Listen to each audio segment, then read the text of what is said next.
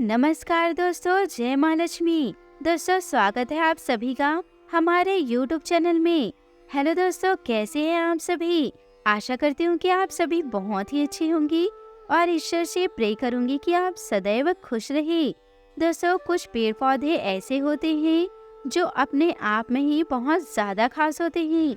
ऐसे तो इस दुनिया में जितने भी पेड़ पौधे होते हैं उनकी अपनी ही कुछ खास विशेषता होती है, जिसके बारे में दोस्तों कुछ लोग ही जानते हैं।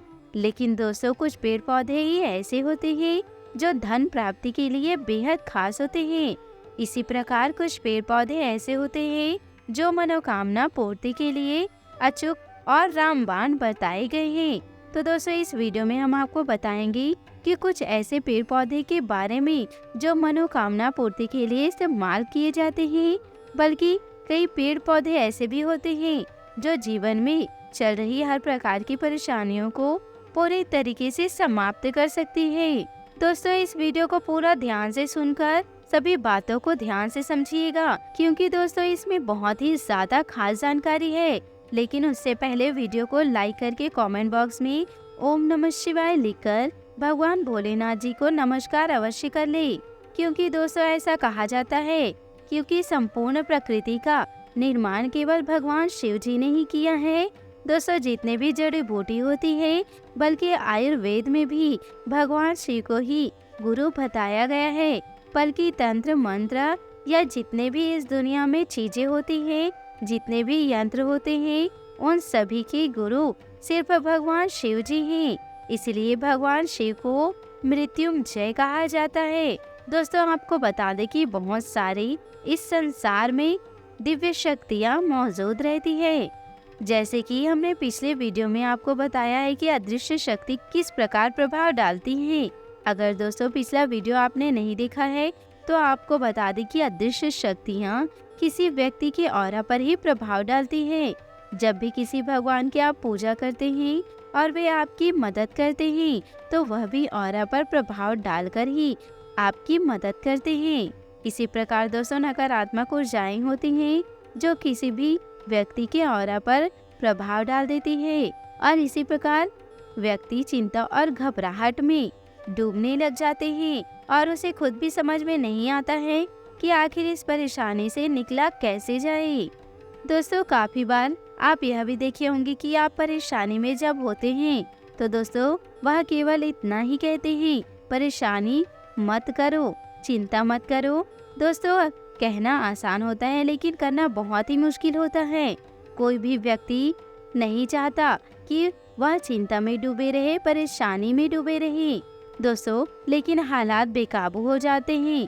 और अगर इसी के साथ नकारात्मक ऊर्जा प्रभाव डालती है तो ऐसे व्यक्ति को रात में ठीक से नींद नहीं आती।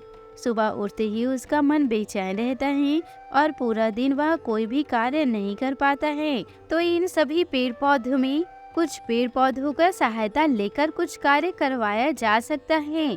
जैसे कि दोस्तों सबसे पहला जो पौधा है वह दोस्तों तुलसी का पौधा है। इस पौधे को सभी लोग अपने घर में लगाते हैं। भगवान विष्णु का ये सबसे प्रिय पौधा है।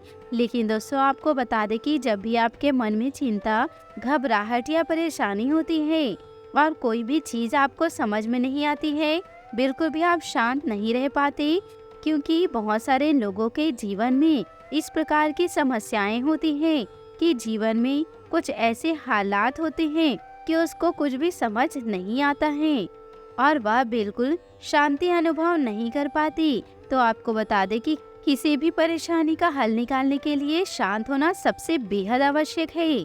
उसके लिए केवल आपको इतना करना है, तुलसी के पौधे का जड़ निकालकर अपने सीधे हाथ की कलाई में लाल कपड़े में लपेटकर बांध लेनी है। इस प्रकार 24 घंटे बांधे रखने से जो भी व्यक्ति ऐसे बांधते हैं तो दोस्तों उनका मन शांत रहता है और जिस भी परेशानी में वह फंसा हुआ होता है तो उसे दोस्तों निश्चित ही कहीं न कहीं से सही राह प्राप्त होता है।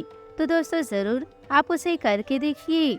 आप दोस्तों इसको करेंगे तो आपको खुद पता चल जाएगा कि कितना प्रभावशाली पौधा है।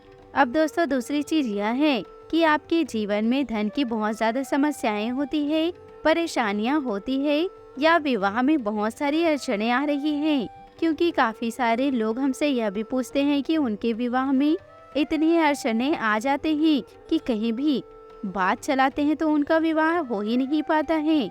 और किन किन लोगों के साथ तो यह भी समस्या होती है कि जिनका विवाह हो गया है वे दोस्तों विवाह करके भी खुश नहीं हैं।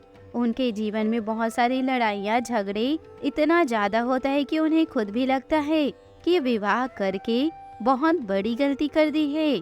तो दोस्तों इन सभी समस्याओं में दोस्तों आपको केवल इतना ही करना है कि केले के पेड़ का जड़ निकालकर इसे सुखाकर हल्दी में रंगकर दोस्तों पीले कपड़े में बांधकर अपने सीधे हाथ की कलाई से बांधने से गुरु ग्रह तुरंत बलवान बनता है। अगर आपके जीवन में किस्मत साथ नहीं देती है या विवाह में अड़चनें आ रही हो या विवाह के बाद जीवन में बहुत ज्यादा लड़ाई हो रही हो, तो बस इस जड़ को इस प्रकार बांधने से, जिस प्रकार हमने आपको बताया है, इससे गुरु ग्रह बलवान बनता है। और दोस्तों आपको यह भी बता दे कि काफी लोग ऐसे देखे होंगे कि ज्यादा कार्य भी नहीं करते और पूरा दिन सोते रहते हैं, थोड़ी देर ही कार्य करते हैं, लेकिन फिर भी उनके पास धन की कोई भी समस्या नहीं होती।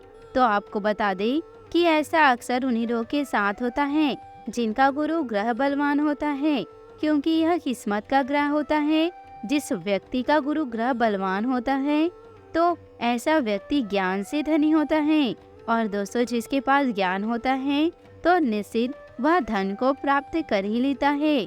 तो गुरु ग्रह को और अधिक बलवान बनाने के लिए आपको केवल इतना करना है कि एक हल्दी की गांठ को अपनी बेड पर सिरहाने पर रखकर सोना है।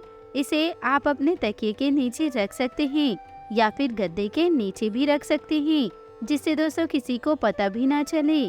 बस हल्दी की गांठ को अपने मस्तिष्क के सिधाई पर ही रखें। इस प्रकार रखना है कि जब आप सो रहे हो आपके बिल्कुल सिर के नीचे होनी चाहिए।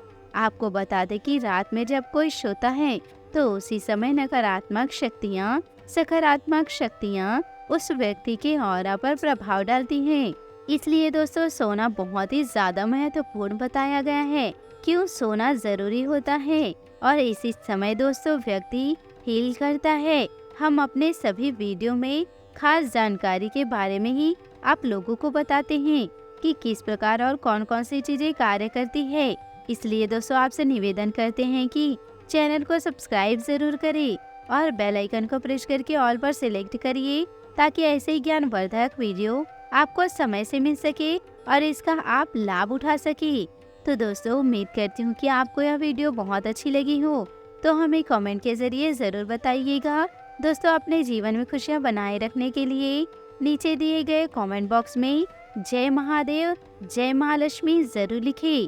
दोस्तों आप सभी का बहुत बहुत धन्यवाद।